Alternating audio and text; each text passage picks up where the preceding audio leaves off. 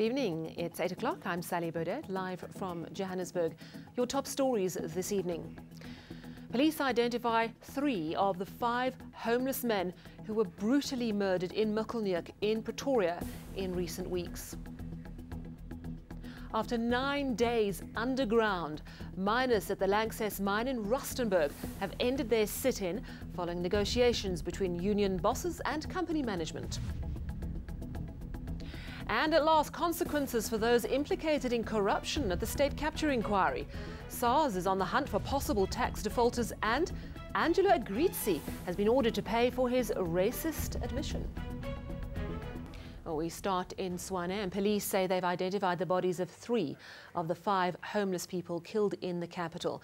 But the police say the process of locating their families is proving difficult. All the victims were male, homeless and killed in a similar manner over the past month in Pretoria. Nobody has as yet been arrested for the killings. Our reporter Liranzo Temba has been following the story. What we know is that the men are middle-aged. All 5 of the men that were killed were middle-aged. They were all killed in their sleep from the 1st of June, and the last murder took place on the 19th of June. But apart from that, police are really just keeping mum, saying that it's through intelligence services that they were able to identify the 3 men. They are now processing the fact that they're going to be tracking down their families and obviously telling them first before their identities could be released to the public. We know that they are only just releasing really sketchy information, and today them coming out with the fact that 3 of the 5 victims have been identified. To the northwest now, and a 9-day underground strike at a Rustenburg mine has ended. Over 200 mine workers refused to surface until action was taken against alleged sexual harassment and victimisation at the Crow mine. At least 13 miners were admitted to hospital during the strike after refusing to eat. Our reporter Linda Kuhle was at the Lanxess mine when the breakthrough was made and miners came to the surface this afternoon. I believe the strike is officially over. In fact, one of the miners that was elected to come and speak on behalf of these workers that have been underground for about 9 days now said that the mandate has been given to the union to now go and sign that agreement that they got. And in fact, I would just like to ask my colleague Muhammad Situki, as I move out of shot, to show you these miners.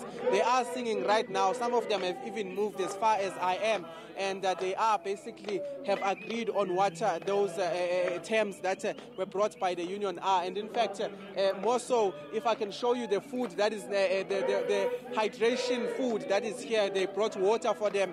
After 9 days, it seems that they will be out of the mines and they will be going home. What they said was that they agree, particularly because some of those workers that they were concerned about that were dismissed have been, in fact, reinstated in some sort. So there are groups of workers. We understand that about a certain group has been reinstated, another group will be reviewed, but in the meantime, they are suspended and they are on suspended pay. So those are the conditions that they have agreed on. Of course, the issue of sexual harassment is another issue that has been reached. They're saying that that particular mine captain will be suspended and pending an investigation by a private person that is elected by the union to come and do investigations here. But those are the conditions that they've initially agreed on.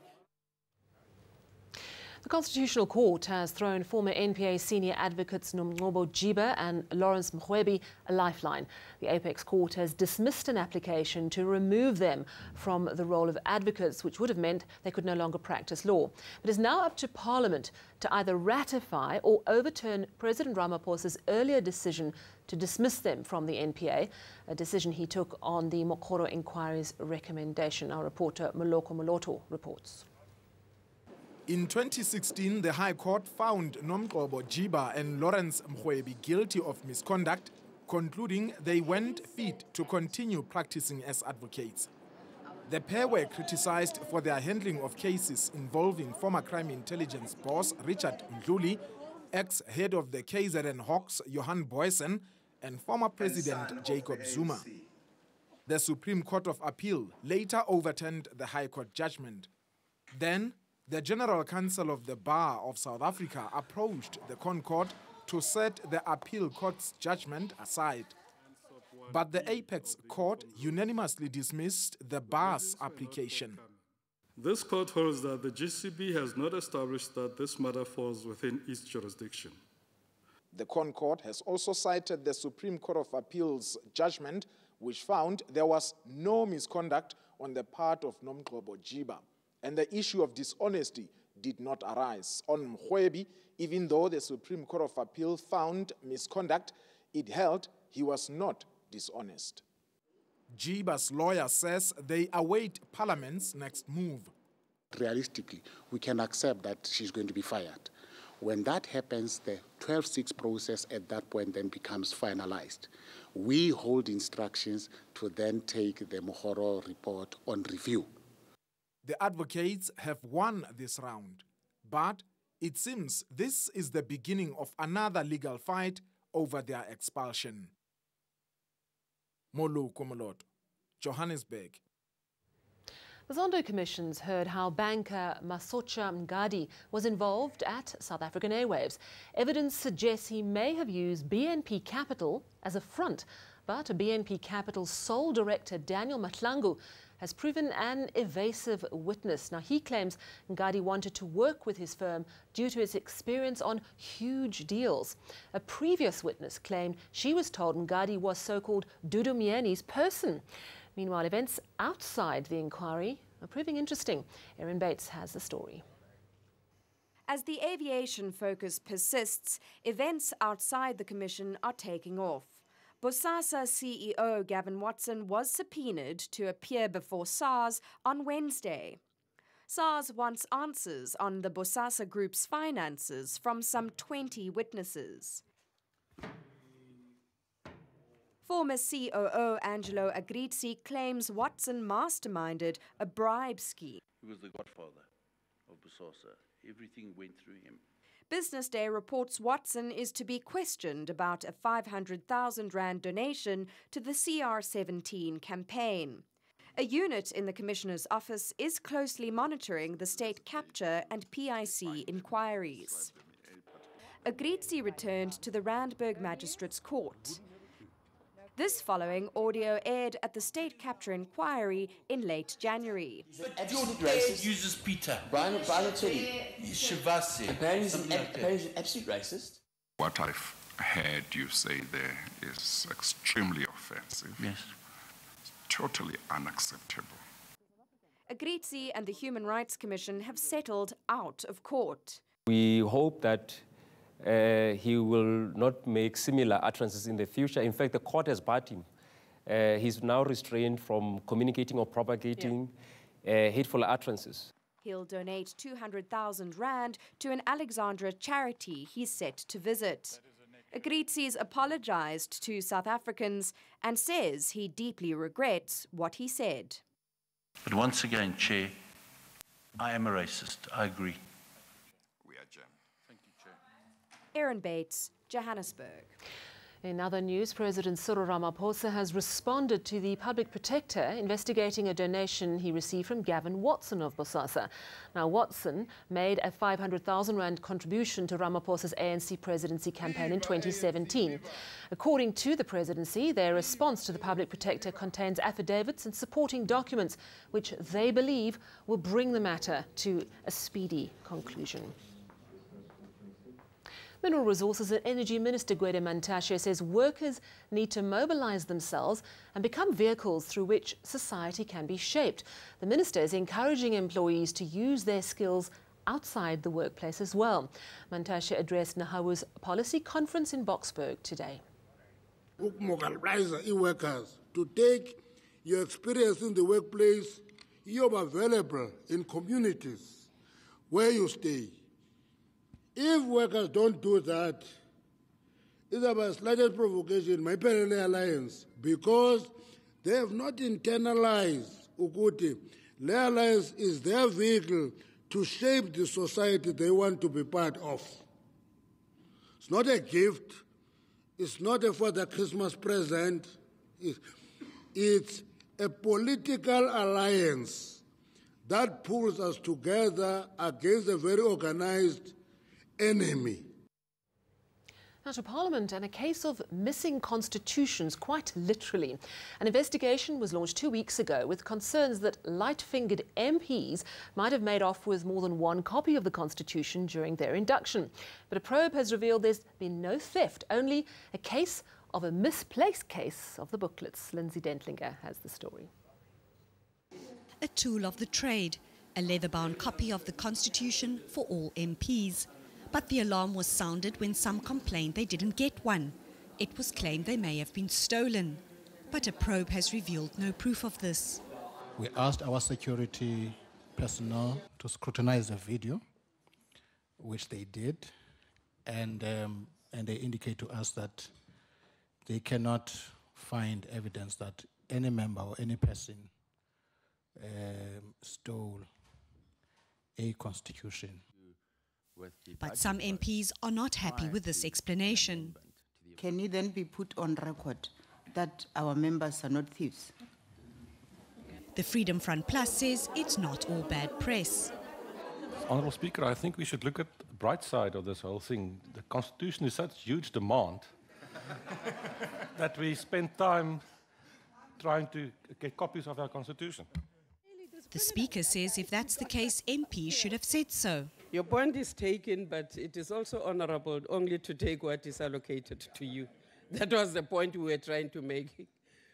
Madam Speaker, thank you. But then begs the question of where are they? Did Mr Van Zyl Slabbert sneak in and perhaps walk off with them?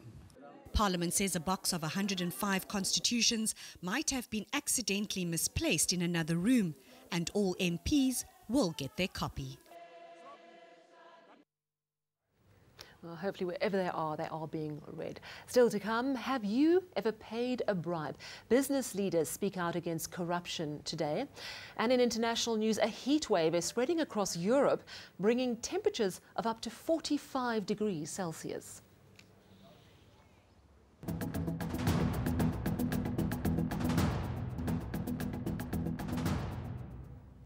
Business news, and 60% of South Africans who are asked for a bribe pay the bribe. This is one of the revelations that came out of the Daily Maverick ENCA Business Against Corruption event in Johannesburg today. The larger focus, however, was on private sector corruption. Aviu Mtila has the details. Delegates at the event are from across civil society, and the discussion is business against corruption. Financial interconnectivity that has happened over the last 20 or 30 years means that corruption moves much faster. Money stolen as a result of corruption moves in seconds from one domain into another. And so if my colleague Busi talks about 100 billion, we probably think it's 200 to 250 billion. That's the money lost yearly to state capture over the last 10 years. Incoming CEO of Business Leadership South Africa, Busisiwe Mavuso, is calling for action to be taken against those allegedly involved in corruption, including BLSA member companies KPMG and Bain & Co. We have to have very stringent, and rigid and tight and strong, measures against these people. And I think the strongest sanction that they can be given is for them to be in orange overalls. What has surfaced again is the billions Steinhoff lost in December 2017, amid allegations of fraud that saw the company lose more than 90% of its share price. Another issue raised was corporates not paying enough tax and moving cash offshore. Aviu Mtila, Johannesburg. Now let's take a look at the markets today.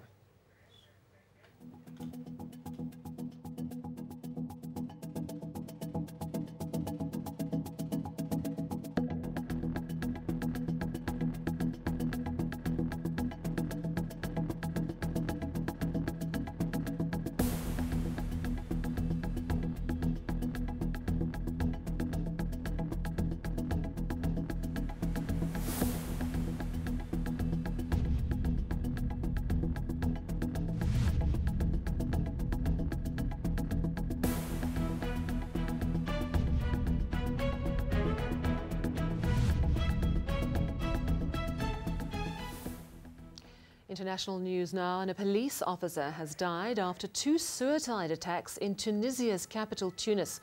The first blast went off near a police patrol in the city centre, then another blast when a suicide bomber blew himself up near a police station.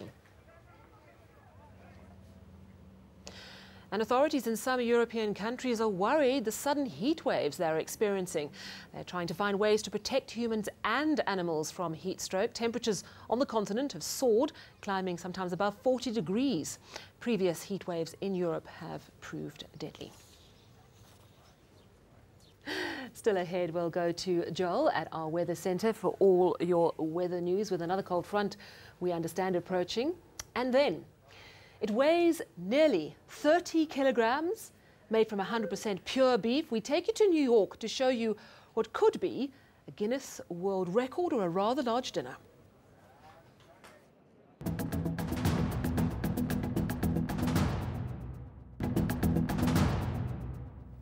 As the weekend creeps closer, let's get all the weather news from Joel Guy. Good evening, Joel. How's it looking?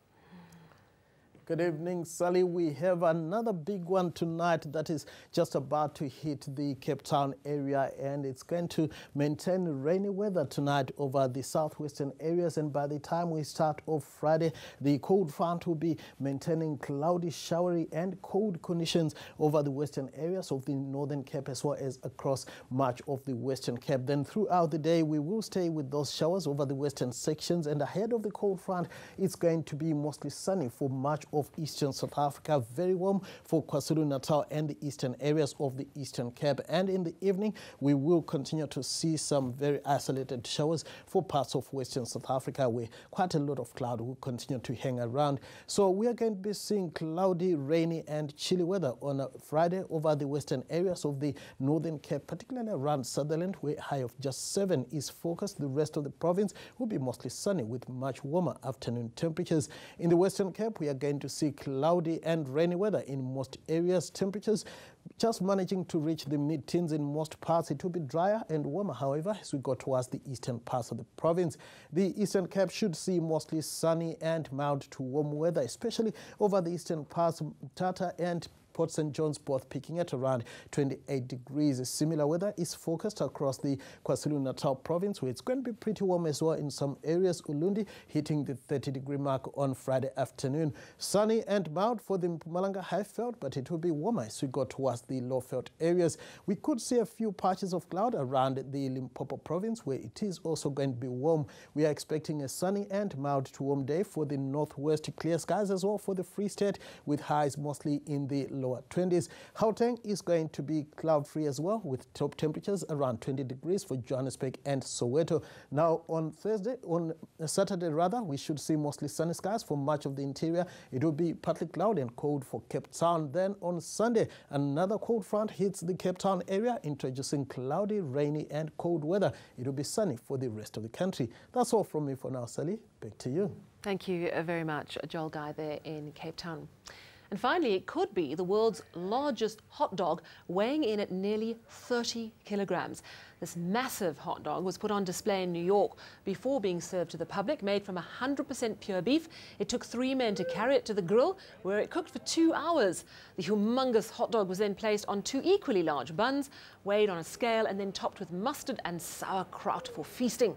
The record attempt still needs to be verified by Guinness World Records, but I'm sure a fine meal was had by all. Let us recap your top stories this evening.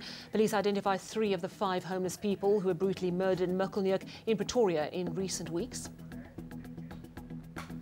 After 9 days underground, miners at the Lanxess mine in Rustenburg have ended their sit-in following negotiations between union bosses and company management. And finally, consequences for those implicated in corruption at the state capture inquiry. SARS on the hunt for possible tax defaulters, and Angelo Grizzi ordered to pay for his racist admission. From me and the team, it's a very good night to you.